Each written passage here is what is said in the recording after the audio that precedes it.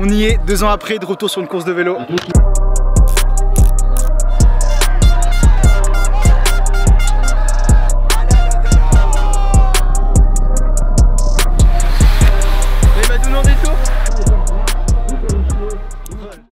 Les gaziers, ça faisait 2 ans que j'avais pas mis un dossard sur une course de vélo. J'étais vraiment pas prêt à reprendre et c'est Grégoire qui m'a embarqué dans ce traquenard. On est jeudi soir, j'appelle un pote pour lui demander ce qu'il fait ce week-end parce que je sais qu'il y a son petit frère qui fait des courses de vélo et qu'il a l'habitude de l'accompagner. Et je me dis en vrai ça peut être cool, tu vois, d'aller voir le vélo amateur vu qu'on va tout le temps voir le vélo pro. Mais on va jamais voir le vélo amateur. Ouais, et surtout que ça faisait longtemps qu'on s'était dit il faut qu'on retourne sur une course de vélo amateur et qu'on foute le bordel. Sauf que là, psychologiquement, j'étais pas prêt parce que je devais partir avec notre pote Étienne qui est vidéaste. On devait partir sur un événement qui était annulé au dernier moment. Du coup, moi, je m'étais dit ouais, bon, on va rester sur Lyon, on ira trailer avec Étienne, ça va être cool. Sauf que moi, je suis là en train de réfléchir au téléphone avec mon pote, mais je me dis attends, il y a Antoine à la maison qui, ok, il roule beaucoup moins qu'avant, mais il est quand même entraîné parce qu'il court beaucoup en course à pied. Je me suis dit, ça serait trop drôle d'avoir genre toi qui cours avec Étienne qui va shooter le Grand Prix de F1 la semaine d'après, mais là qui va shooter le Grand Prix de Saint-Georges-de-Baroual. Du coup, ni une ni deux, je demande le numéro de l'orga, j'appelle l'orga à 19h45, alors que la fermeture des inscriptions était à 20h. Quand t'es revenu du run, j'ai dit bon bah Antoine, t'es inscrit à la course mon ref. J'ai fait ok, en vrai j'ai relevé le défi, mais j'avais tellement peur. Déjà, j'étais pas prêt physiquement. Je suis pas encore totalement affûté, je roule pas beaucoup, tu vois, j'avais que 1000 bornes de vélo. Ça roule à 43 km/h de moyenne, sur 2 heures ça frotte. Et j'étais en mode, mais attends, je vais risquer mon vendredi sur cette course. J'avais trop peur, tu vois. Mais je voulais relever ce défi et j'avais cette petite excitation pour moi de me dire, putain, c'est comme au beau vieux temps. On a fait de la compète pendant 2 ans à bloc avec Grégoire tous les week-ends. On se baladait avec notre C3 pourri, on foutait les vélos dans le coffre, on allait faire toutes les courses de la région. Et là, j'étais en mode, vas-y, je repars avec mon ref, ça va être bien drôle. Surtout que là, ce qui était cool, c'est que du coup, on est parti samedi matin, comme d'habitude. Du coup, samedi matin, on se lève. On part pour aller faire la course. Et là, Antoine, t'avais tout un accompagnement autour de toi. J'avais l'impression d'être pro, mec. Mais ouais, il y avait 2 caméras. Moi, j'avais ma caméra qui filmait au format pour les réseaux sociaux, pour Instagram et TikTok. Et puis, t'avais Étienne qui filmait au format YouTube. Grand big up à Étienne qui nous a fait tous les plans de la vidéo, les plans de course et tout. En son soutien Insta, là, juste ici. Allez vous abonner. Il a un talent de fou, ce mec, en fait, tout simplement. Donc là, la course était à 16h, donc j'ai pris un petit déj comme d'hab, flocon d'avoine. Et j'étais en mode nutrition au grammage près. J'ai mangé mes pâtes le midi. 3 heures avant et voilà, et après tu as toute la prépa, donc tu fais rien la matinée, préparer son sac. Alors il y avait aussi des questions de style parce que du coup j'ai pas de maillot de club parce que je suis pas inscrit dans un club, donc j'ai pris une licence en FFGT. Du coup il a fallu accorder la tenue qui allait bien. Moi j'étais plutôt chaud pour partir en violet, tard l'époque, là les photos que Alex a fait en violet elles sont trop belles. Mais Étienne il me disait non, mais là pour changer on peut te shooter en blanc et tout, blanc et noir ça peut être stylé. T'as mis plus d'importance à comment t'allais apparaître à la vidéo et sur le vélo, est-ce que t'étais vraiment prêt à faire la course? Oui c'est vrai, mais ce qui est différent d'avant c'est qu'avant on allait sur les courses avec la pression, là j'avais zéro pression, c'était la blague.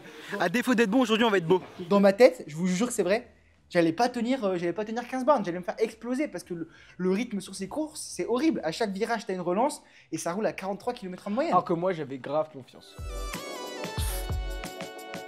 On est arrivé après à Saint-Georges, on arrive là-bas 2 ou 3 heures avant la course. On devait faire des plans vidéo en plus pour vous raconter ça quoi.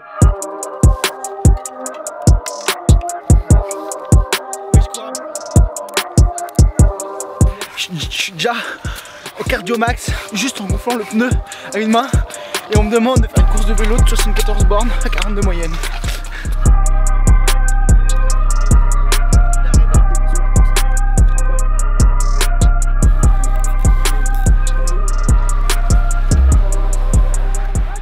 On est que 35, il m'a dit qu'il avait un bon niveau. Et en fait, c'est Elliot. Elliot, genre, c'était le mec avec qui on courait tard l'époque, quand on courait vraiment beaucoup. Mais là, je vais suivre personne, mais que je vais juste essayer de survivre. Je vais être comme ça de A à Z. Peut-être que je finis pas la course, mais au moins, j'ai le plus beau vélo. Je suis arrivé avec zéro dégaine, j'avais encore un peu de poil aux pattes. J'avais mon bonnet, mon short. Les gens me disaient, mais mec, t'es encore au ski. J'étais vraiment pas dans la DA vélo, j'étais encore dans la DA hiver avec les lunettes et le bonnet, quoi. Mais d'ailleurs, l'accueil, par contre, qu'on a reçu en arrivant était trop bien. Genre, les gens étaient trop bienveillants en mode, waouh, ça fait trop plaisir de vous voir sur une petite course.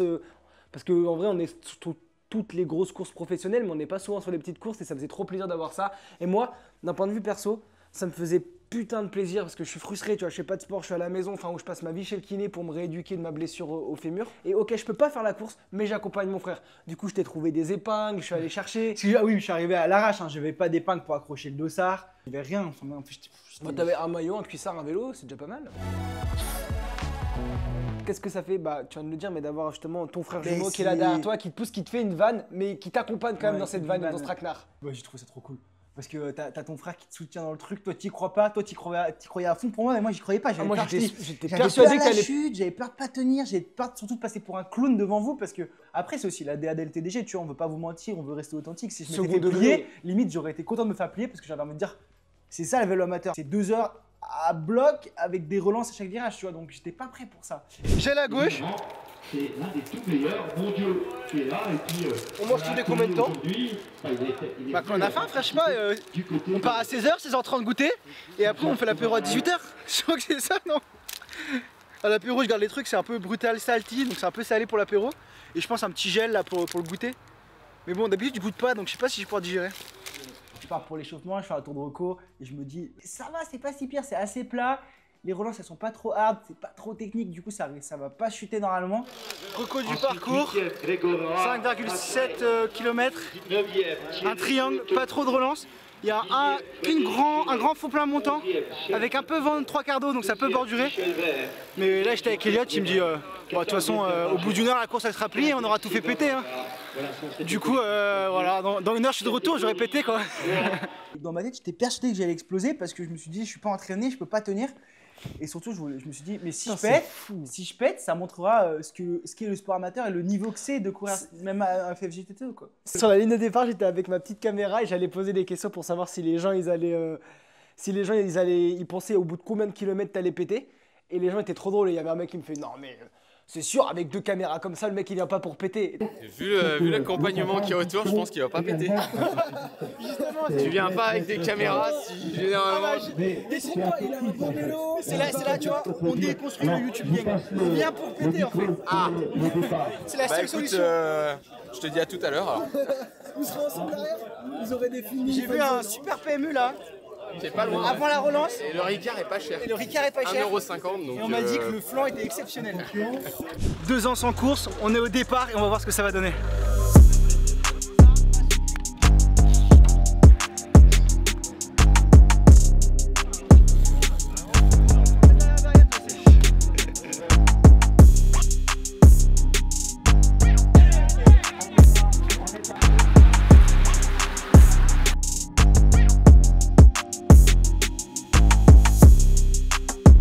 Départ qui était donné, départ un peu rapide et rapidement j'arrivais à me placer, ça frottait pas trop. T'avais 2-3 coureurs qui roulaient et toi t'étais pile dans la boule en fait, tout le long. Ouais, bah en fait j'ai réfléchi, je me suis dit de toute façon je suis tout seul.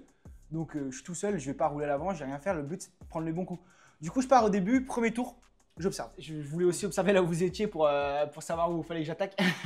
On s'est posé dans un virage effectivement, du coup il y avait Étienne, on est allé chercher des fumigènes, il y avait Pablo, il y avait son petit frère, il y avait le pote de son petit frère Maxime. Et en gros, on s'est rassemblés là, on a ramené des gens de leur club aussi, ce qui fait qu'on était en vrai quand même allez, entre 5 et 10. Je viens de sortir le drone, ils sont déjà passés 2 ou 3 fois, 2 fois je crois, 3 fois. Il y a une échappée de 4 devant et derrière il y a le club qui organise qui va rouler parce que forcément ils sont pas dans l'échappée. Et Antoine il est à l'arrière du peloton et j'essaie de le motiver à remonter un petit peu parce qu'il traîne son cul derrière et que la course elle se fait à l'avant.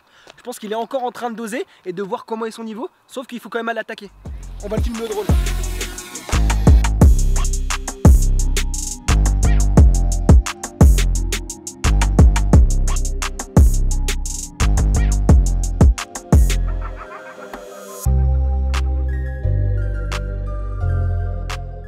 Oh merde! Qu'est-ce qui s'est passé? Mec, il y a le drone, en gros, il avait plus de batterie et du coup il a atterri dans le champ de vache. Et du coup il me retrouve comme un con, il y a tout qui est devenu noir et blanc l'écran, écriture rouge, comme quand tu meurs dans GTA. Et là faut aller le chercher, il y a les vaches, elles vont me manger sinon. Et t'as que 10 minutes parce qu'après ils reviennent hein. Je vois Etienne qui revient en courant! Etienne le drone! Etienne le sauveur de drone! Okay. Il a atterri dans quoi? Dans de la merde gros. C'est vrai, dans une bouse? C'est horrible. Ah, ça pue le drone il aura tout vécu. Il a ramené du sable de Iten et maintenant de la bouse de vache de Saint-Georges de Bariol. Oh là là. Non je rigole, en vrai il a atterri juste à côté. Ah bien joué. Juste à côté. Bien ouais je mon ref. Du coup le point sur la course, là il y a Antoine qui est dans le peloton, le deuxième groupe, et il y a un groupe de 4 qui est parti devant et il y a un gars du club organisateur qui y est. Et par contre Antoine a soif, on va lui donner un bidon. J'espère qu'il va quand même essayer de ressortir pour aller chercher une place d'honneur. Mais il a l'air un peu quand même à la limite et je pense qu'il a pas les cannes pour sortir, il a pas assez de rythme quoi. Antoine! Mais il m'a demandé de l'eau! m'attendais pas à être à ce niveau, à pouvoir être acteur de la course. Du coup, au moment où il a fallu vraiment être acteur, bah, dans la tête, je me suis dit, j'ai pas les jambes de toute façon, ça sert à rien, je vais me cramer. Et j'étais déjà content d'être là. Et erreur, et du coup, il y a un groupe de 5 qui part devant, et du coup, 2 puis 3. Et d'ailleurs, c'est à ce moment-là, nous, que sur le bord de la route, pour te donner de la force et justement que tu essaies d'attaquer ou de rejoindre l'échappée ou de faire un truc, on a choisi de craquer les fumis.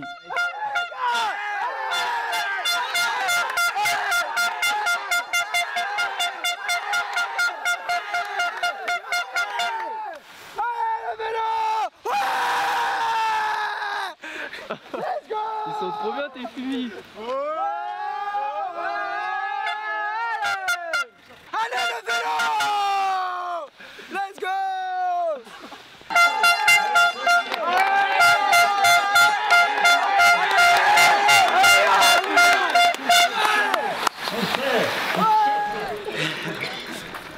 Oh mec, pourquoi t'as pas attaqué? J'ai attaqué de mon arme. J'ai pas attaqué, mais comme d'hab, C'était comment? Ah, t'as essayé d'attaquer? Toi, lui, il est trop facile ce bâtard! Ce mec, toute la course, il tirait loin, j'ai fait c'est bon, c'est fini!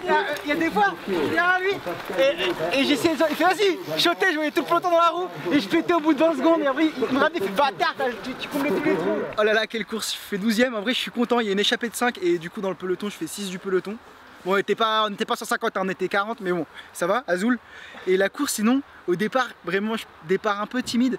Et pendant jusqu'au 30e kilomètre, ça a bien vissé. Avec des attaques, ça flinguait un peu de partout. Du coup, j'ai essayé de suivre un ou deux coups, mais je manque d'explosivité d'entraînement, quoi. Ça se sentait, l'intensité, je l'ai pas. L'échappée est partie vers le 50e kilomètre. Donc, de 40 à 50, ça s'est bien bataillé. Et donc là j'étais plutôt caché et tout, et après quand l'échappée à le barre, je sais que c'est la bonne, et je parlais du coup avec les collègues du peloton, ils me font ouais, celle-là c'est la bonne, les mecs qui sont devant ils sont forts. J'avais pas les jambes pour suivre, du coup je reste caché, parfois je fais des efforts un peu inutiles, mais ça quand je faisais du vélo je faisais déjà des efforts inutiles. Au dernier tour je me recule un peu et je sais que ça va contrôler devant parce que de toute façon tu avais les équipes qui contrôlaient. Je me cache, et au dernier virage comme d'habitude je remonte. Et j'essaye de tout remonter pour le sprint, je remonte bien. Bon par contre je suis pas du tout sprinter, mais quand même je termine 6ème du sprint du peloton, donc c'est pas si dégueu. Je me suis fait mal, je me suis dépassé, et franchement j'ai trop kiffé, je pensais pas faire ça. Donc dites-moi dans les commentaires si vous voulez voir plus de contenu comme ça autour des courses. Cette année, en petit exclu, on prévoit un gros objectif sportif chacun. Toi, on va pas parler du tien. Moi, on peut un peu parler du mien. Vous avez vu que je courais beaucoup. C'est en rapport avec ça. Pour ceux qui suivent sur Insta, Stroligno, Grigorito, allez voir. On a un peu des indices qui sont postés sur nos comptes perso. Et du coup, ça va être ce genre de défi sportif qui va nous permettre de nous dépasser, mais tout en essayant de côtoyer des sportifs très inspirants parce que c'est eux dont on veut tirer l'expérience et qu'on veut parler d'eux, tu vois, et que nous, on soit un peu les cobayes de ces efforts. Mais derrière, on s'entraîne quand même sérieusement. Il y a eu un moment pour moi, honnêtement, c'était dur parce que je te voyais faire du sport à bloc et que j'étais dans le canapé à pas pouvoir bouger après l'opération. Et au final, je me suis dit, autant de pousser pendant que tu es là, et je sais que tu me le rendras quand je serai capable d'aller chercher des objectifs, d'aller me faire kiffer. Pour le moment, en vrai, la rééducation, en vrai, c'est pas une grande partie de plaisir. Enfin, c'est genre, tu vas chez le kiné, c'est pas. Moi, je fais du vélo pour être dehors, je fais pas pour être enfermé chez le kiné. Mais en tout cas, on avance, on a nos objectifs. On a aussi, on va être de retour chez les professionnels, et cet équilibre sport amateur, sport professionnel, je pense qu'il faut le pousser ici sur YouTube avec des concepts, des projets qu'on essaye de vous construire, de choses peut-être, là c'est hyper instinctif comme vidéo, mais aller chercher du plus qualitatif aussi. Et puis aller chercher des trucs un peu des vibes un peu comme ça, instinctifs, on se pose, on raconte la course, on s'est fait une blague et au final on a trouvé cool de la raconter. Complet. Et dites-nous si vous avez kiffé le défi déjà. Et ce que vous avez pensé de cette vidéo et de ce petit défi. En tout cas, nous, on a kiffé. Et n'hésitez pas à liker, à vous abonner, à partager comme d'habitude. Surtout vous abonner, liker et commenter. Hyper important pour le référencement. Pour avoir plus de vidéos comme ça et pour nous motiver. Et gros bisous. Ciao!